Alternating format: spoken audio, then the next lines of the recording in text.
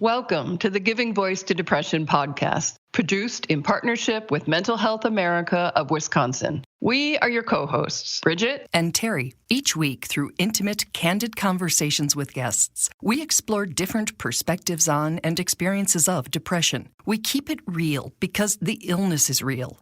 We keep it hopeful because there truly is hope in spite of what depression tells you. We are not experts or therapists. We're sisters and best friends who live with depression and have interviewed hundreds of others who do as well. By sharing stories of lived experiences, we expose depression for the lying bully it is. Hey, Terry. Hello, Bridget. So we're going to begin this episode with a thank you. For the past year and a half, Mental Health America of Wisconsin has fully funded this podcast and our small dedicated team, including Bridget and me, our audio engineer, Steve, as well as Sarah, who manages our growing Facebook community and makes sure our social media posts go out every single day. That partnership comes to an end with this episode, which is the unfortunate nature of grant-funded opportunities.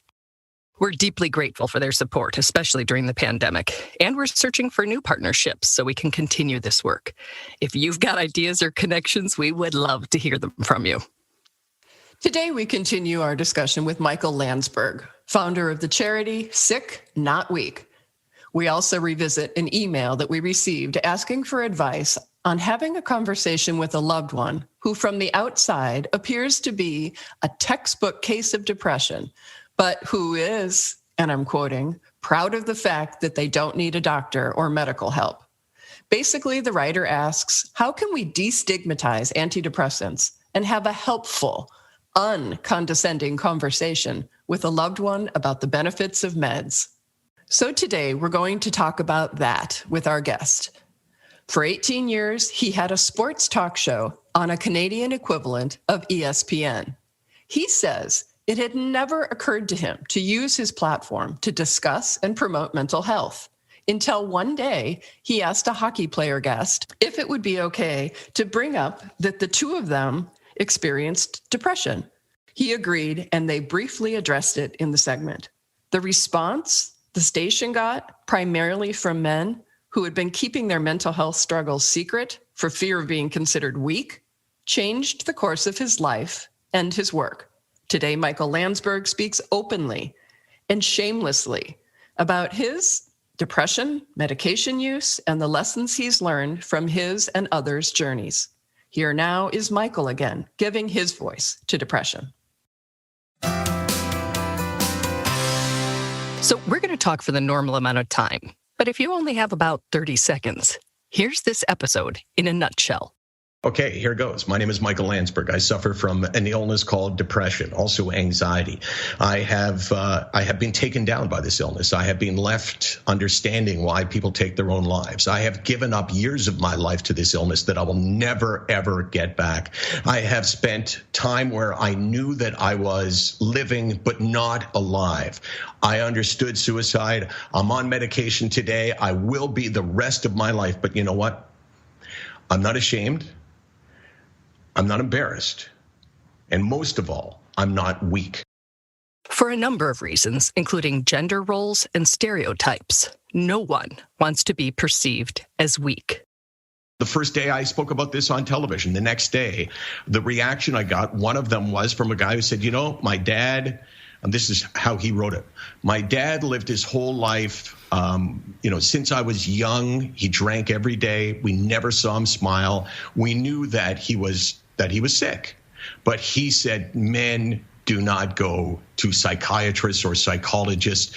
Men suck it up and do their job. And he said, my dad died 5 years ago, never got treatment. He said, and I'm my dad. He said, until I heard someone talking about this without shame and embarrassment and without sounding weak, I always thought, I can't be that person. But then you hear someone say it and it's like, hey, I don't care who knows. I want everyone to know. That's empowering to other people. Michael had only one rule for our interview, and that was that I could ask anything, including questions about his experience with antidepressants. 20 years ago, I went on medication, and medication helped me. I am one of the lucky ones who is treatment. The opposite of treatment resistant would be me. So I started on Prozac. It helped me. didn't cure me. It helped me. And then eventually I went off Prozac because I didn't like the side effects, and it came back. And then I went on Zoloft, and again, it made me better. And I got tired of the side effects, so I went off it again, thinking, okay, well, maybe I don't need it anymore. And I think the brain forgets just how much pain you've experienced. Like, the brain can't remember what pain felt like. You can remember thinking, oh my God, I felt terrible, but you can't relive it. And there's a big difference between imagining what it felt like and reliving it. So I kept going off it. The last time he went off meds was in 2008, and Michael says he won't do that again. So I kept going off it. And then eventually, the last time I went off it, and I really was in a terrible position where I talk about this, November 24th, 2008, Marriott Hotel, Montreal, room 521, 4 a.m. in the morning. I was there sitting on the edge of my bed. I was working in Montreal at a sporting event, and I thought, wow, I know why people take their lives. I was not really a danger to myself because I'd been through it before.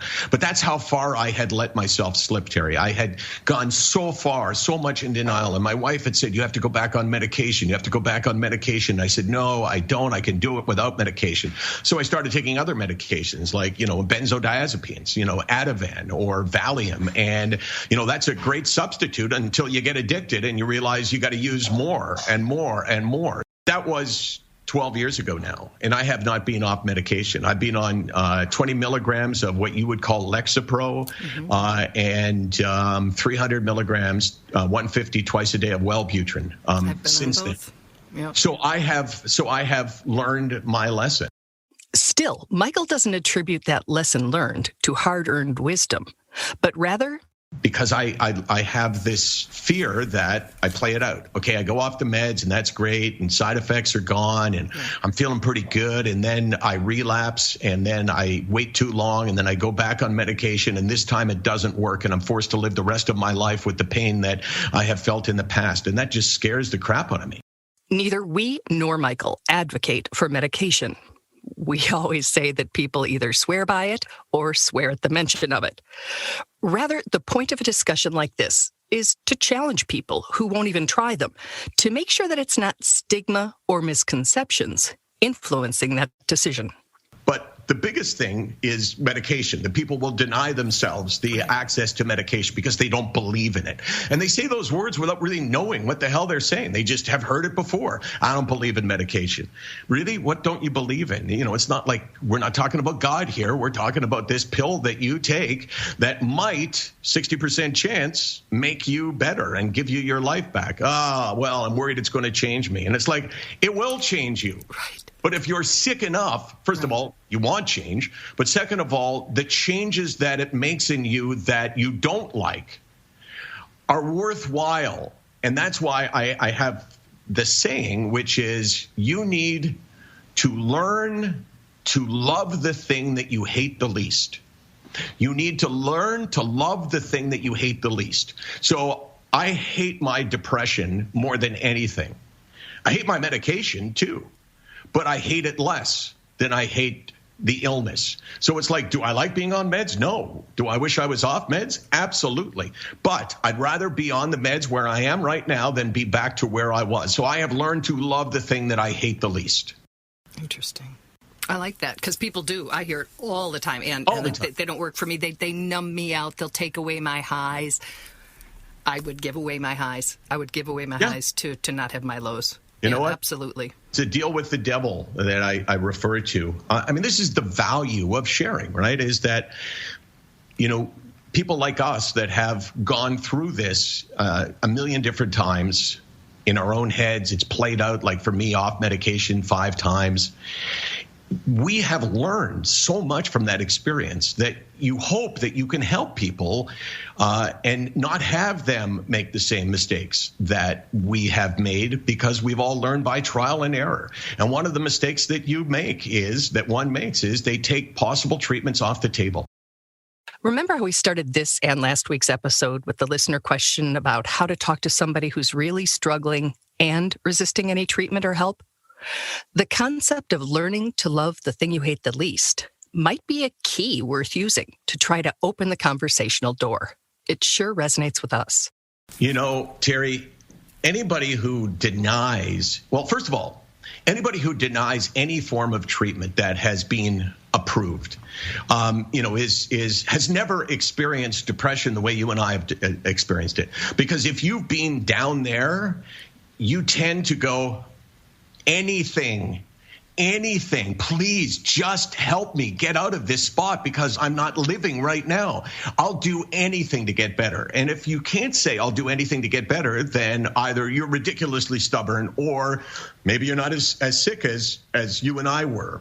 Again, Michael puts that in the lessons learned column. But what about the more elusive realizations? What about, do you have things that you know on either side, right? They help, or things that you know make it worse, but you just can't seem to remember or access that you've already learned those lessons. You know, what mistakes do you keep making? And I hate to call it a mistake because that sounds judgmental, but no, I would be the only one to determine their mistakes. I think my biggest mistake, I don't make nearly as often. I think that we have the ability to take a good day and make it into a bad day. And we do that by fearing the return of the bad day. So it's like, oh, I feel really good today. Oh my gosh, I can sit down and I can be creative and I can be the person that I want to be. I'm walking my dog and I come across someone who's walking in the other direction. And I would always say hi when I feel good. And when I don't feel good, I'll try to find a way where I'm not crossing paths with anyone. And similarly, I can take a bad day and make it worse, or at least I could before, by saying, okay, well, today's not good. And what happens if tomorrow is even worse? And worse still, what happens if the next day I continue to slide? Oh my God, am I going back into the hole? Is my medication no longer working for me? Am I going to be where I was in room 521 of the Marriott Hotel? Oh my God. So I have learned to prevent myself from making a bad day worse and from making a good day bad. And it's taken me a lot of years to realize that. So the slide. When you just said, it's starting, you have your bad day and it can lead into, a full-fledged dip back into that pit. What are your warning signs? The first warning sign is that my wife asks me if I'm okay. And typically I'll say, yeah, I'm okay. Like even now, I still deny it the first time I'm asked. For me, the biggest is I stop talking. Which is pretty obvious when you're a guy who tends to be, if not the loudest guy in the room, a guy who is amongst the loudest, but also amongst the, people that ask a lot of questions of people. I engage people. So it's when I need to either fake who I am, which is incredibly challenging. When I realize that I've lost confidence in myself, that's another sign about the slide. And when I retreat, when I search for ways to get away from people, not be with people, those are all pretty obvious markers for me that I need to deal with this. I know when I hear the phone ring or even a text come in, and if my immediate thought is, oh my God, leave me alone, then I know. Right, because otherwise I'm like, who's that? Not always this is the perfect time for a call or a text, but I'm at least somewhat curious, or I make a note when I'm not so busy, I'll have to check that. But it's not like, would you leave me alone? Yeah, exactly. It's a great way. You look down and you go, nah, I'm not getting that. It's like, no. I'm looking at my phone now. I'm going, nah, on a bad day, I'm not getting that. When you have those warning signs, what do you do? I mean, you're already taking your meds. So what do you say? Like, whoa. I'm getting the tap on the shoulder. I'm feeling the slide. I'm, the light's dimming.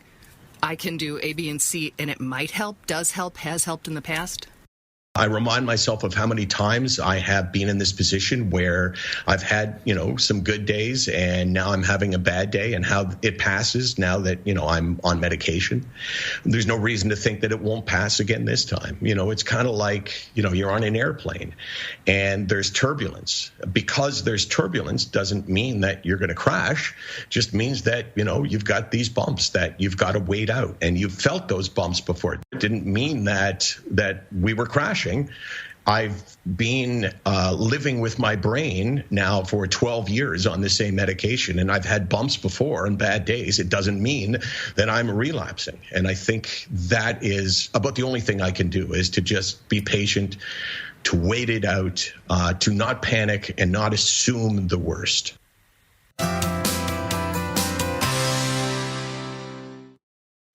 You know, over and over we talk about, it's a word that I really don't like, but it's destigmatizing. And I think Michael just totally made a very regular, very vulnerable, honest, shared life experience with us all. And that is my definition, the living definition of destigmatizing. You know, it sounds like a medical term or a technical term or, just cliche or something. I really don't like the word. It's overused. But what Michael was just doing is destigmatizing. He was talking to us all about his experience. Without shame, without embarrassment, without anything. Just like, yep, this is a part of me. Just like if we were to talk about, my morning routine or any other part of his life or our lives. Right. One thing I really like about the way he approaches the whole topic and the lessons is that he is real clear on not peddling false hope. I mean, you don't take a pill or do yoga or go for a walk or anything else and get better. This is something many of us have to live with and learn to manage. And one of the things he does, like with a Sharpie, is he marks a bad day on his arm, kind of on the inside of his arm, like it looks like a tattoo. So it'd be the 4 hashtag, the 4 lines that are vertical and then the one diagonally that would connect them to make 5. And some months he's got a lot of them and some few. And we happen to have talked December 30th, so the end of the month, and he had 5. And so, he wants to point out that just because you're doing the right things doesn't mean every day is going to be good. But on either side of those 5 marks were 26 days that month that were good. And so, to be aware that you can have that bad day or a string of bad days or, more, as we all know, but it doesn't mean they're all going to be bad. And that's where hope comes in. And hope is just absolutely critical. And even the word bad is sort of elusive, right? I mean, yes, it's a huge spectrum of, yes, it is. It's all bad, but, it's. Yes, absolutely. Yeah. Thank you, Michael, so much for sharing yourselves with us. And another thank you to Mental Health America of Wisconsin for fully funding us for the past year and a half as we continue this important work. We truly hope that our podcast brings a little more understanding, helps you better articulate your experience of depression, or better understand how to support someone else's. We invite you to join us for daily posts on the Giving Voice to Depression Facebook page and on Twitter and Instagram at Voice Depression. It is a comfort to be among fellow travelers on depression's dark road. And remember, if you're struggling, speak up. If someone else is, listen up.